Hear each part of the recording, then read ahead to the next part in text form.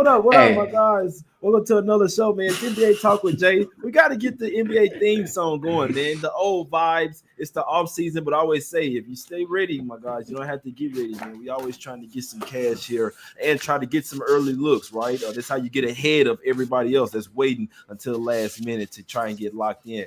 But Skee, what's up with you, my brother? How you doing? it always feels better when you do the intro after cashing some NBA tickets. So we almost there. We almost there. So I'm doing good though. NFL been treating me nice. I think I've won like a little over 60% there, and I'm ready to talk some NBA with y'all.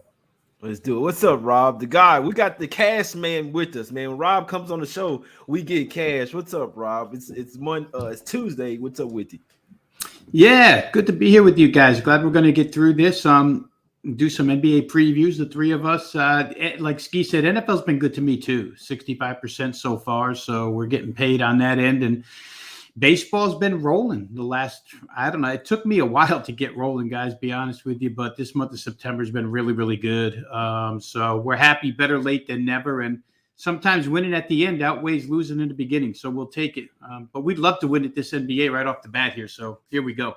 Yeah, that's facts right there. Appreciate shout out to Molecular Ninja in the chat, man. $10 tip. He always come through over there, man, with the positive vibes. Star Child, we got all type of people, man, in the chat, man. Appreciate everybody. Major Mills, appreciate you guys, man. But yeah, we're gonna talk about the Hawks season win total today, season preview as well. So then it could be preview and the win total. My guy Skee he said he's had a little win total for every game for every team over there, man. But let's talk about it here, man. Like, okay, I love what the Hawks did there, getting DeJounte Murray. I know a lot of people may not agree with it, but they need to shore up some of their defense in the backcourt to help out Trae Young. We know he's a shorter guard out there, right? That you can get feasted on. They made it to the playoffs last year, but this team can fight here.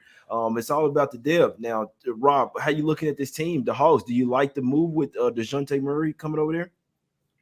Yeah, you have to like it, right? I mean, it takes a lot of pressure off Trae Young on both ends, right, guys? I mean, you have two ball handlers now. In essence, you should never, ever have any portion of the game, 48 minutes, where there's not one of these two guys on the floor, which works out real well for Atlanta. And to tell you the truth, I feel like they can coexist together. I don't feel like either one really needs to dominate the ball. Trae Young can play off the ball. DeJounte can play off the ball. I think they're going to do what's best for the team here. I'd be willing to say, guys, I was going through starting guard combos in the Eastern Conference. And, you know, aside from Darius Garland and Donovan Mitchell in Cleveland, you could argue this to be the best starting backcourt in the league, or in the conference, excuse me. I mean, there's a bunch of good ones there. But I think that you could legitimately make an argument for these guys. So, yeah, the offense should be there, guys. It always is. And Nate McMillan's a defensive-minded coach. You know, he wants to play defense. That front court with a healthy DeAndre Hunter should be better, and healthy John Collins. With Capella, they should be better defensively. So the starting unit looks nice. If we move to the bench a little bit, Bogdanovich off the bench for the scoring. I didn't find much beyond that. Guys, I don't know how you feel about their scoring firepower off the bench outside of Bogdanovich. They got a lot of nice players, but I don't know if they have scorers off the bench, which will be interesting. A couple of things real quick that I found. When you go through their odds to win the East, you find that they're the 8th team listed in the East, which shows you the depth of the Eastern Conference this year. The Hawks, I saw 25-1, and they were the 8th team listed out of the East. That brings into question here real quick, and we'll get Skee. I know you'll have an opinion on this. Last year, Trae Young talked about how the regular season was kind of a bother. Let's just get to the playoffs. But I don't know that it can be a bother right now, guys, with that conference being so stacked. So hopefully he changes up that attitude a little bit and gets going right out of the chute. You know, the 44.5 number that I saw current on their season win total, I don't know which way to go with it.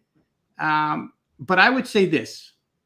From just the standpoint of us betting games each and every night, side and total, the Hawks certainly continue to carry that one distinction where great at the house and not so great on the road. I think last year, 16-29 on the road, that's got to be straightened out a little bit too. I'm going to be looking at them a little bit from a point spread and totals perspective. But for the future bets, honestly, I couldn't find any one that I really thought was worth playing, so I didn't play any of them. Yeah, that's facts right there. What you think about that, Skee? And you like anything on this season win total? What do you think about DeJounte Murray? Then I'll answer those questions. Rob, that was a lot packed in there, man, about the bench as well. There's definitely something to look at. Skee, what you think about what Rob had to say? Well, I think they have a solid bench, and I don't think you're gonna. I mean, I would like them to have maybe another wing, but I don't think it's gonna be too many minutes with Trae Young and Murray off the floor. So they'll have people to run offense through. So I think they'll be okay. What you talked about with the motivation, definitely, because they were coming into the season spoiled the year before because they made the Eastern Conference Finals and they almost made it past that. And just like you said, Trae Young said, it's hard to get up for the regular season. We just want to play the playoffs, and they barely even made it there and got bounced in the first round. So now this year, after gearing back up, getting Murray and trying to gear the roster up, I think they do have that motivation to come out from the start. And if you just look at the first few games that they have, even if you're worried about them building some chemistry, it's kind of bottom feeders for the first 5 games. They got the 3rd easiest schedule this year. They're number 2 in schedule wins, which is like when they have the rest advantage versus people. So I like this team to have success this year. They won 43 games last year. I'm hearing the win total range between 44.5 and 46.5. I think that's a number you got to go up and over. They got 43 last year. I think this is a better team. And if we think they're more motivated, how can we not go over? Yeah, no, that's facts right there. And make sure you guys shop around as well. Rob saying he's seeing a 44.5. Other books have 46.5, right? So obviously, if you're trying to get the over, make sure you get the best, get the lowest one, man. If you want to take the under, then obviously you get the highest one. We got to be smart about this. I always suggest, try not to just bet at one place. You got to look to bet multiple places because there definitely could be discrepancies in the line there. As for me, you guys make good points there. I guess with the bench, I'd like to say I think that the Hawks will start out nice. I hope that they don't have any injuries because obviously they look to be a little top heavy to me right now. Hopefully they don't have to play too many minutes and they can kind of coast down the stretch there. But we know this is how it is because I used to do this same thing. I was the starting shooting guard. Then when the point guard went out, I was the point guard, right? But you end up playing damn near the whole game. So that's the only thing. Hopefully, DeJounte Murray didn't have any type of injury, and they continue to do that. Because if one of them does get hurt, I don't want to see Aaron Holiday coming off the bench as the backup point. I don't want to see that. He's even shorter than Trae Young. You see what I'm saying? So I like the starting 5. Hopefully, the bench could come to play. This is a team we got to take notice that some teams injuries matter, others don't, because obviously the top heavy ones that there's a drop off there. So I don't want to see Aaron Holiday coming in the game. That's just me. Bogdanovich, he can run the show though, but he's been a little injury prone as well. Got guys like Justin Holiday. Mo Harkless, I'm not sure there. I think Harkless is basically done here. He might end up getting waived or something, to be honest with you. But Onyeka Okongwu, I like him. I like his defense as well. DeAndre Hunter, he's got to work on that offense to be a starting 3 in this league, my guys. But I wouldn't talk anyone off of over in here. But Rob, you make a good point. You got to play in the regular season this time around. There's no time. You know what I'm saying? You got to try and get the highest seed, best possible seed in the playoffs because the East is starting to get deep again, especially with Donovan Mitchell going over there to the Cavs. Rob, any other thoughts? Yeah, I would agree, Jay. And I think, just because Atlanta's listed by the odds makers as the 8th team in doesn't necessarily mean that they're right either, because a couple of slots ahead of them is Toronto, and maybe Atlanta's better than Toronto this year. Who knows? But the injury factors, guys, is what would keep me off of this team because John Collins constantly hurt. DeAndre Hunter constantly hurt. Clint Capella constantly hurt. You just wonder if these guys can stand up to it for an 82-game season. And again, when you check out the bench, I know Kaminsky comes in there and he'll do a heck of a job as a backup center or a third-team center, whatever. But I just don't know that there's enough firepower if, in fact, somebody gets hurt. That's why futures are so tough.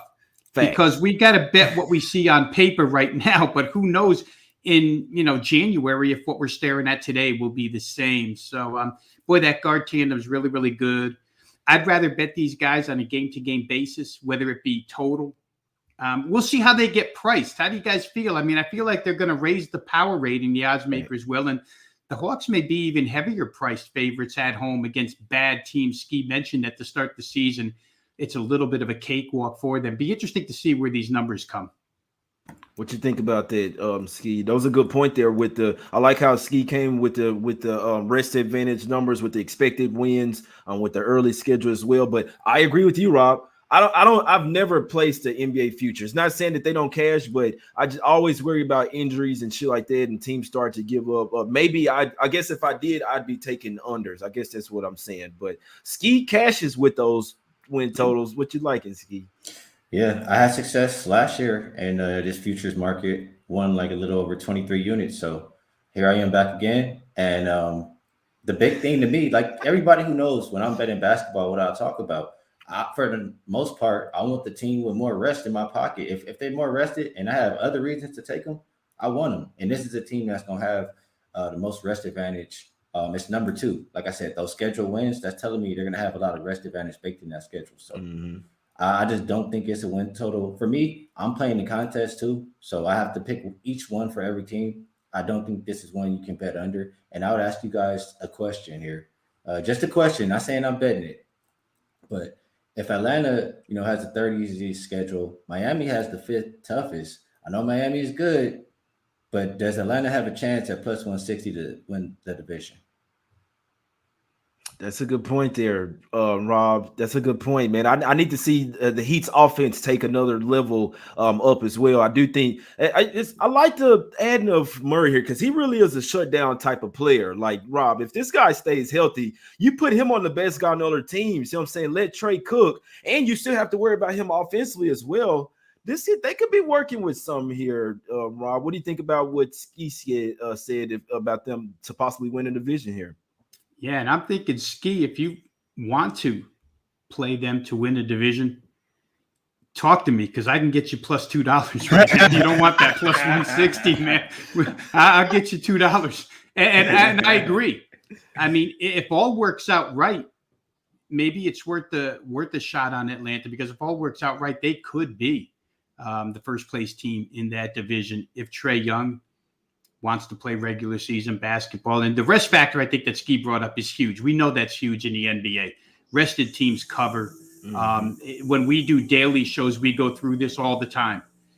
Team with 2 days rest, team on back-to-back. Give me the team with 2 days rest, all kinds of stuff. So that's real important. But yeah, I could see it, guys. I mean, that division, it's tough. But Atlanta, that starting unit stays healthy, they'll be tough. I don't worry too much, Jay, about DeJounte Murray injury-wise, because he hasn't given us reason yet to worry about him being fragile. He just seems like a hard-nosed kid. And I agree with you, boy. Like I said before, not only offensively, or not only defensively, as you mentioned, but offensively, he takes a lot of pressure off Trae Young. He can execute a lot of offense and let Trae just, take a rest and play 2 at some points during the game. Yeah, he's another. We can't forget he's another point guard out there, but he can play shooting guard. I wanted to let that be known. He was the starting point guard for the Spurs, but that was kind of after everybody left. At first, he kind of was more of a shooting guard. He can play both. He's a dual threat. We know Trae simply he a point / shooting guard too, man. He ain't trying to pass the ball. But yeah, I would. You remember Trae in college? Exactly. Yeah, I'd lean to the Hawks here, win total over, guys. I think that they come to play here. I think that they know they can't be messing around early in the season. Trae Young probably reverts back to, okay, we need to actually show up in the regular season now so we can get the best seed possible. And remember, they were fighting from behind last year. They had to dig themselves out of a hole. So that's the main reason why I do feel like we may be riding the Hawks here early on, my guys. I like what we're doing here. It's fun to get back talking about some NBA here, guys.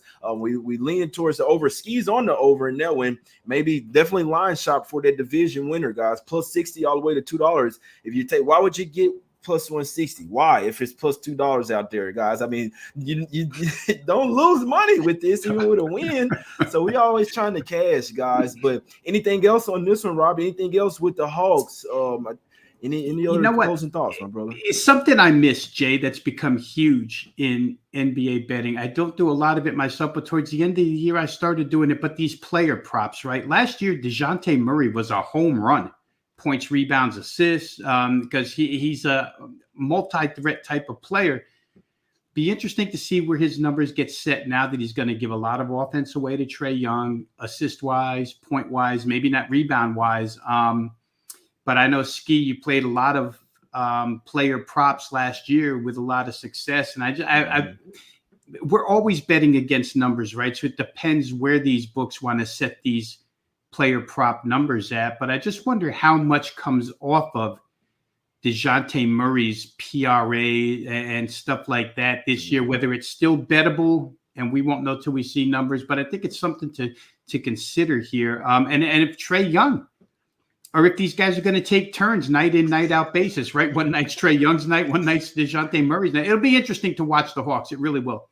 That's a good point, Rob. DeJounte Murray, his usage will definitely go way down, guys. He was basically a one-man show over there in San Antonio. I mean, you could throw in Keldon Johnson. He was a one-man show, Skee. So that's a good point by Rob there. But it's all about these two collectively now. What can they do collectively, Skee? I'll be honest with you. The thought that just ran through my mind is I forgot that I hate that guy, DeJounte Murray, because he does not care about us winning. He was over there talking shit about the people who's betting the game. So I'm not a DeJounte Murray fan. I'm gonna be fading his ass.